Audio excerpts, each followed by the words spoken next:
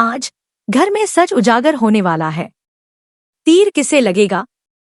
नहर पहुंच पाएगा या देर हो जाएगी?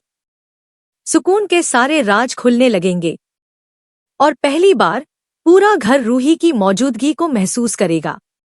आज का दिन कहानी पलट देगा। एपिसोड शुरू होता है उसी सस्पेंस से। तीर हवा में उड़ रहा है, दादी स्तब्ध खड़ी हैं और नहर नीचे की ओर भाग रहा है। तभी रूही की आत्मा दादी के सामने एक दिव्य ढाल की तरह खड़ी हो जाती है। तीर ढाल से टकराकर जमीन पर गिर जाता है। पूरा कमरा हिल जाता है। सुकून चीख उठती है, नहीं! कौन है? कौन रोक रहा है मुझे? अवनी, रोमिल, समर, सबके चेहरे पर हैरानी। उनकी आंखों पर जादू थोड़ा थोड़ा टूट रहा है।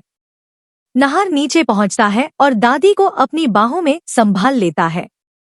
दादी थरथराती आवाज में कहती है, बेटा, कोई था, किसी ने मुझे बचाया। नहर तुरंत समझ जाता है, रूही, तुम हो ना? हवा में हल्की चूड़ियों की आवाज गूंजती है। सुकून कांपने लगती है। नहीं, ये असंभव है। तू बोतल में थी रूही।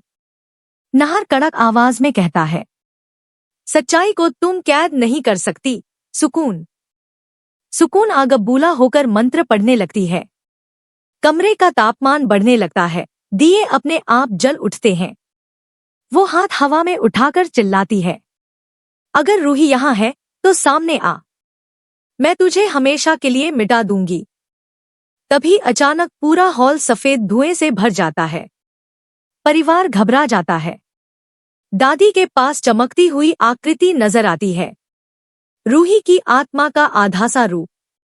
अवनी की आंखों से आंसू गिरते हैं। ये भाभी हैं।